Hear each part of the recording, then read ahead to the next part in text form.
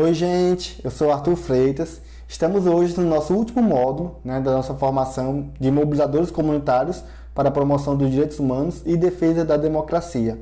Ao longo das 5 formações anteriores, vocês conseguiram observar um pouco da história da democracia, das políticas públicas e algumas lacunas que a gente encontra nas nossas comunidades, principalmente no que tange à violência contra a mulher e a questão da juventude periférica e negra.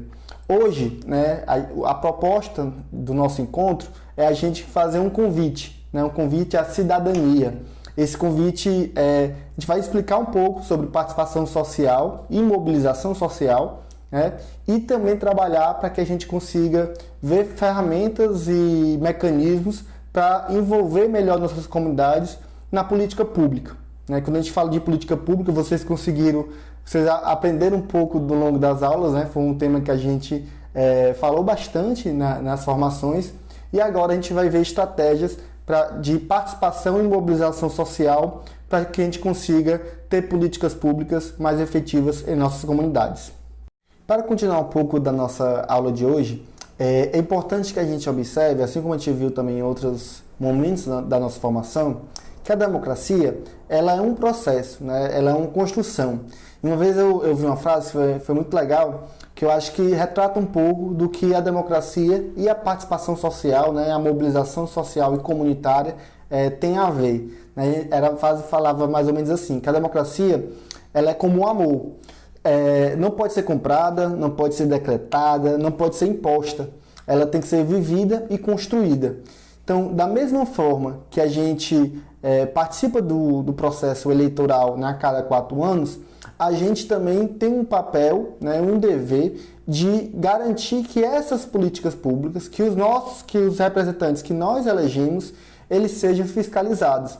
E essas políticas públicas elas sejam efetivas. Porque muitas vezes o Estado ele cria uma política num programa social e não dialoga tanto com a sociedade. Então faz com que a gente, enquanto sociedade, nos nossos bairros, nas nossas comunidades, ou então naquelas pautas que nós sofremos, basicamente, faz com que a gente participe efetivamente dessa fiscalização.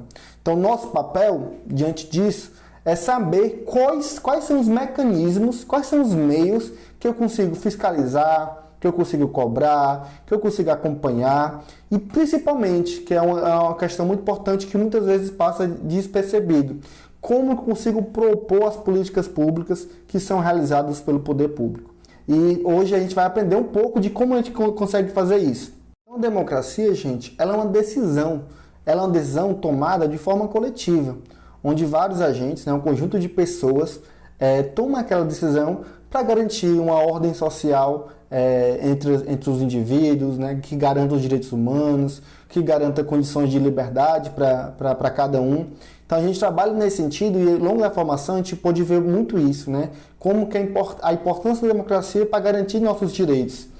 E agora, a gente precisa também entender o que é mobilização social. Quando a gente fala de mobilização social, muitas vezes a gente se remete a manifestações, passeatas, o que a gente vê muitas vezes na televisão, nos rádios, que a gente pode observar.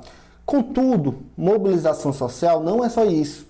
Não adianta a gente falar de mobilização e participação social e colocar apenas esses exemplos. A gente tem que trabalhar um pouco mais abrangente. Então a gente traz uma definição de mobilização social que é importante para a gente trabalhar no nosso dia a dia, que ela é uma ação do ponto de vista coletivo, um conjunto de pessoas que sofrem das mesmas dores, que moram na mesma localidade, ou então que são afetadas diretamente pelo papel de uma política ou outra que é feita em nossa comunidade. Então essa ação coletiva ela é tomada com as várias pessoas que estão sofrendo naquelas mesmas dores. Então, vou dar um exemplo aqui que é muito comum. A gente, em todas as localidades do Brasil, a gente vê muito isso nos jornais, nas reuniões com outros fóruns de outros estados, a grande carência que tem as nossas crianças e adolescentes no que tange à educação. Muitas vezes falta vaga na escola. Então, a gente tem Muitas vezes que a gente acompanha isso, uma mãe, um pai atrás da vaga do seu filho, ele sozinho, ele vai cobrar, ele vai ir no Distrito de Educação, vai nos órgãos competentes, mas uma coisa é ele ir sozinho, outra coisa é um conjunto de pais, 30, 40, 50 pais reunidos para garantir esse direito, que é o direito de educação dos seus filhos. Então a mobilização social, ela está no dia a dia da gente, né? Ela não é uma coisa só organizada através de grandes manifestações, grandes passeatas. Então a mobilização, ela está no cotidiano das nossas famílias. Então a gente precisa aprender como que a gente consegue organizar melhor para garantir principalmente, né, os direitos de todo cidadão e também a busca por uma democracia que ela seja igualitária, né, uma sociedade principalmente justa, igualitária e para todos. E quando eu falo de mobilização, muitas vezes crio dúvida, né? Qual a diferença de mobilização social para participação social? E a gente está aqui hoje também para conversar e dialogar um pouco sobre isso. O que seria mobilizar e o que seria participar, né? A participação social, ela está no dia a dia nosso, como a gente já viu outras vezes, e a mobilização social também. Agora, há uma diferença muito grande no que tange principalmente a garantia de direitos. Então, a gente vai participar, por exemplo, né, de uma audiência pública, né, e a gente muitas vezes vai lá como indivíduo, né, como pessoas, né, individualmente. E outras vezes a gente vai enquanto grupos organizados. Então a gente organiza os pais da comunidade em questão que estão sem o direito de colocar suas crianças na escola. Então esse papel de mobilização, quando envolve outras pessoas, envolve o conjunto de organismos, muitas vezes, né? Uma associação de bairro, o conselho escolar, quando envolve esses outros organismos, a gente vai no trabalho da mobilização. E a participação social, ela é um valor democrático. Todo mundo, no caso todo cidadão brasileiro, tem o direito de participar socialmente daquelas decisões, seja do ponto de vista da sua, né, localidade, do seu município, do seu estado e até mesmo das grandes leis, né, das grandes legislações brasileiras a nível nacional. Então aqui hoje a gente vê alguns exemplos nesse sentido, né, que a gente vai focar um pouco mais lá para frente. Mas antes de continuar, gostaria de fazer uma reflexão junto com vocês. E essa reflexão é muito importante para a gente entender o nosso papel enquanto cidadão na luta pela garantia de direitos da nossa população. O que é ser público? Né? Essa pergunta, muitas vezes, ela vem acompanhada de uma série de preconceitos, de paradigmas. Né? A gente no Brasil, infelizmente, tem uma herança cultural muito grande de entender o que é público é de todos e, por conta disso, eu posso utilizar de qualquer forma. Então a gente precisa primeiro fazer uma reflexão e entender uma diferença muito grande. O público hoje, né, o que é o ser público, a escola pública, a educação de maneira geral pública, o prédio público, o posto de saúde público, são espaços, né, físicos muitas vezes que eles levam a gente a tomar algumas preocupações, principalmente de entender que uma série de outras pessoas também precisam daquele espaço. Então, o público hoje, né, ele vem, o que é público não presta, o que é público é ruim. Então, a gente escuta muitas vezes frases como essa, que às vezes são heranças culturais que não são colocadas.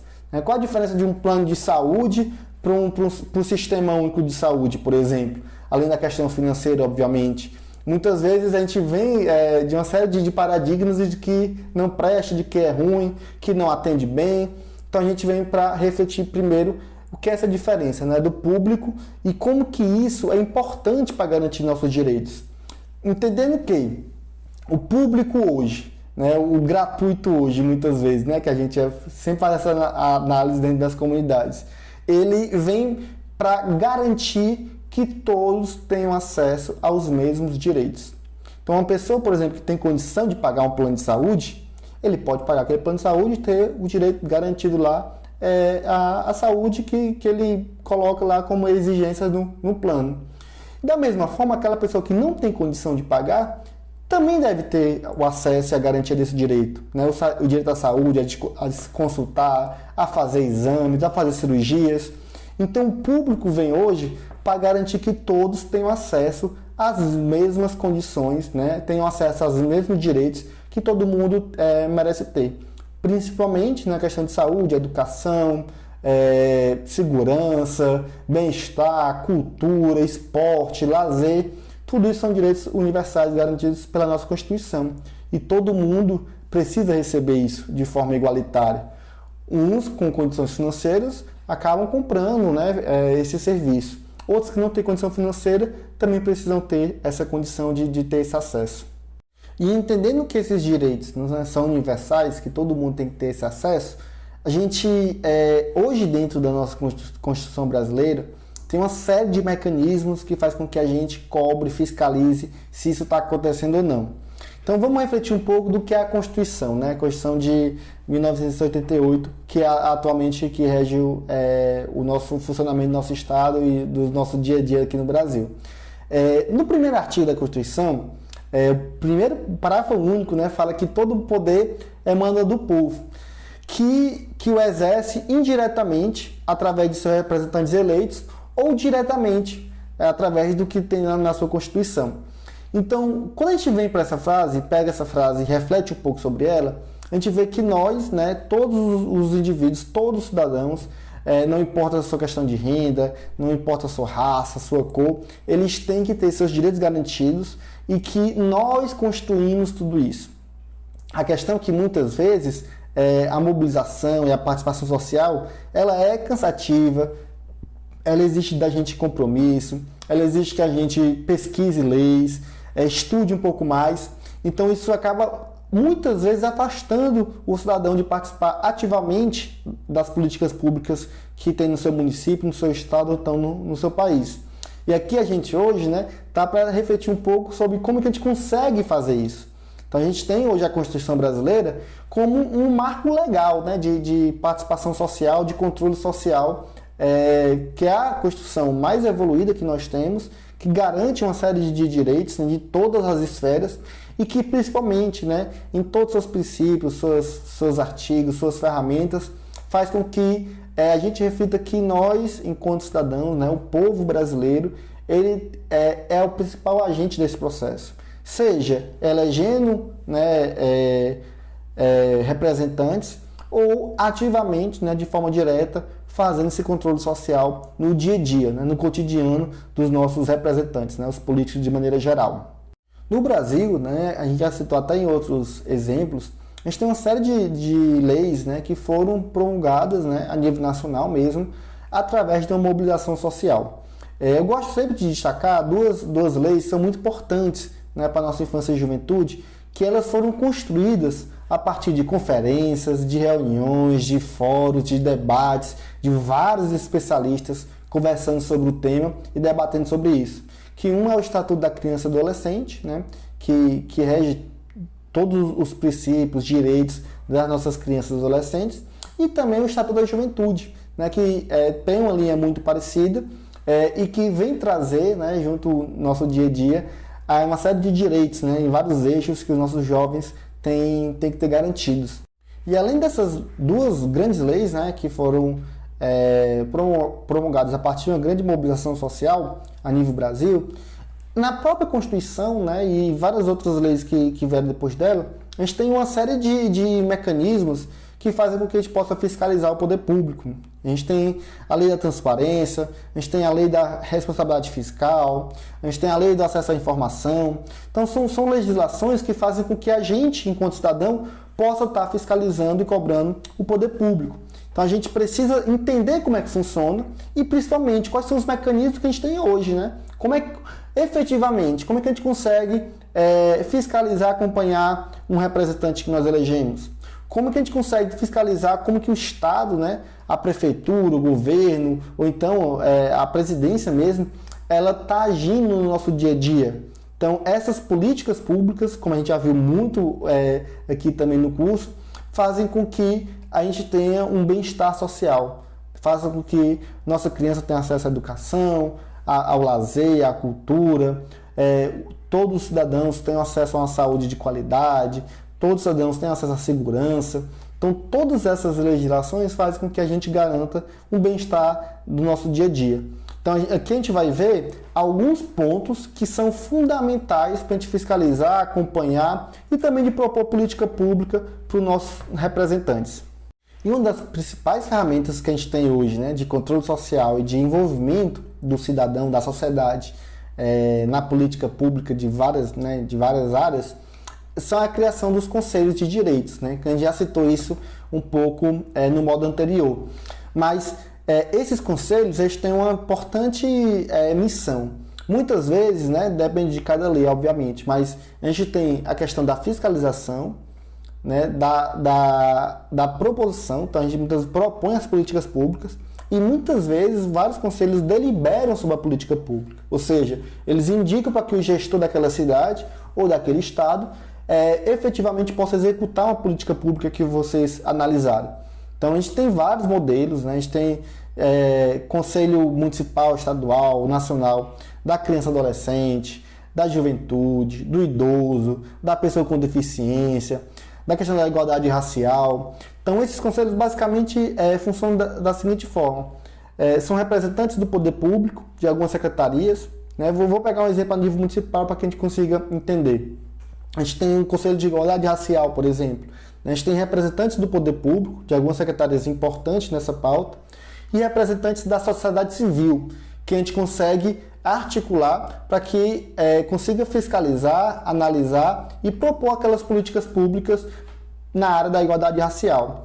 Então, os conselhos são importantíssimos, né? Você pode ver um pouco mais, né? Pesquisar na sua cidade, pesquisar no seu estado também, quem acompanha aqui fora do Ceará, pesquisar se existem esses conselhos, quais desses conselhos que existem. Tem da criança e adolescente, tem do idoso, tem da juventude, tem da mulher. Pesquise e analise, né? E participe das reuniões. Que nas reuniões é lá onde você consegue ter voz, né? Para indicar e para analisar se aquilo que a política que o poder público está fazendo está correto ou não. Além disso, obviamente, a gente tem outros mecanismos, né? Já também falou aqui das audiências públicas, né? Onde a gente consegue, qualquer lei que seja aprovada a nível estadual, federal ou municipal, ela tem o papel fundamental de escutar a sociedade. Não adianta o político, né, o vereador, por exemplo, pensar da cabeça, né, junto com a sua equipe, uma lei, assinar lá e jogar na Câmara esperando o resultado dela ser aprovada. A gente precisa ser escutado, a gente precisa ser ouvido enquanto sociedade. E as câmaras municipais, as assembleias estaduais, elas têm várias audiências diariamente, né? Onde a gente consegue acompanhar e fiscalizar se aquela lei está correta ou não, né? Se aquela lei pode ter um acréscimo, então tem que ter uma parte que tem que ser tirada. Então a audiência pública é fundamental também para que a gente, enquanto cidadão, possa participar daquelas leis que estão sendo propostas, né? A nível estadual, a nível municipal, a nível federal. E outra coisa que é muito importante, gente, é se organizar enquanto coletivo, né? Muitas vezes, tenho certeza que no seu bairro, por exemplo, existe uma associação, né? Muitas vezes de bairro, ou então uma associação de um instituto social. Então, quando a gente se organiza nesses espaços, é importante para ganhar mais corpo, né? Ter mais pessoas pensando como a gente, ter mais pessoas que sofrem diariamente o que aquela comunidade está sofrendo e se organizar, né? Muitas vezes, a gente acompanhou muitas aqui em Fortaleza, várias pessoas de uma comunidade indo para uma audiência pública, por exemplo. A gente teve, em 2019, se não me engano, a lei o Estatuto da Igualdade Racial aqui do município de Fortaleza. A gente fez fóruns, debates dentro de algumas comunidades e no dia da audiência pública a gente conseguiu articular todas as comunidades para ir lá escutar, né? Foram vários representantes do movimento negro, da Câmara de Vereadores, do Poder Executivo Municipal, né, da Prefeitura de Fortaleza, e lá a gente conseguiu, né, colocar algumas questões também importantes para aquela legislação. Então, se organizar em coletivos, em grupos, é fundamental. E essa é um pouco da nossa proposta, né, enquanto Rede Mobilize, e ao final desse curso, conseguir fazer, né, junto com os encontros territoriais e junto com os movimentos em cada bairro, pequenos grupos, né, pequenos grupos de pessoas para entender o que é uma audiência pública e participar de todas essas esferas de fiscalização e participação social do poder público municipal, estadual e também federal. Outro importante mecanismo que poucas pessoas conhecem é a questão das ouvidorias, né?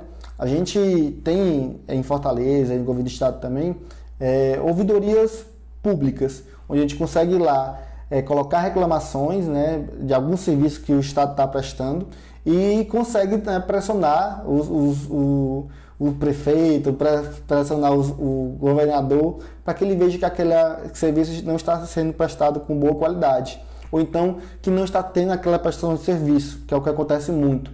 Principalmente, né, a gente vê muito o processo de ouvidoria na questão de buraco, né, de trânsito, nessas coisas de pista. Então a gente consegue ver muito isso.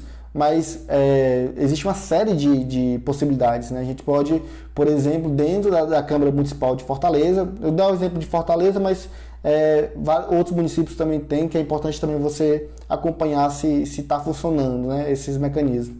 A gente consegue, dentro de uma Câmara de Fortaleza, apresentar lá que a gente não conseguiu entrar, não foi atendido bem, ou então que a lei que está sendo tramitada, né, está demorando muito a sua tramitação. Então tudo isso é importante para a gente causar ali uma série de mecanismos, né, de participação, de controle social também. Então, gente, para finalizar, a gente gostaria de deixar uma mensagem para vocês que estão assistindo, participaram desse curso até agora, estão participando nas suas comunidades ou então pelo YouTube ou outros canais da Rede Mobilize. Garantir a democracia, ela passa por um processo de a gente participar dela. Não adianta a gente, como a gente falou em outro módulo, só votar a cada 4 anos. A gente precisa acompanhar aquele político que nós elegemos, a gente precisa fiscalizar, a gente precisa conversar, a gente precisa propor leis, né, que garantam o direito para todos. E quando a gente está falando de público, né, como a gente falou muito esse módulo agora, a gente precisa refletir que, às vezes, uma lei não é feita para você especificamente, né, ou para alguém da sua família, ou para, sei lá, algum familiar seu de segundo grau. Uma lei ela é feita para garantir que todos tenham acesso às mesmas condições, aos mesmos direitos. Então, quando a gente está falando de legislação, principalmente, né, a nível municipal, que ela é um pouco mais localizada, a gente precisa ter essa reflexão de envolver outras pessoas na conversa, no debate, no diálogo.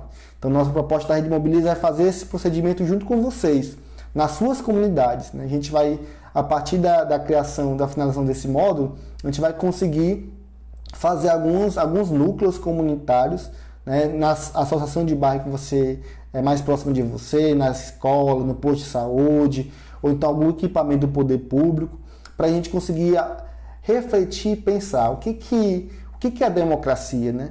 O que é direitos humanos, como é que a gente consegue garantir que todos tenham acesso às mesmas condições, seja independentemente de onde você mora, né? Independente do CEP onde você está localizado.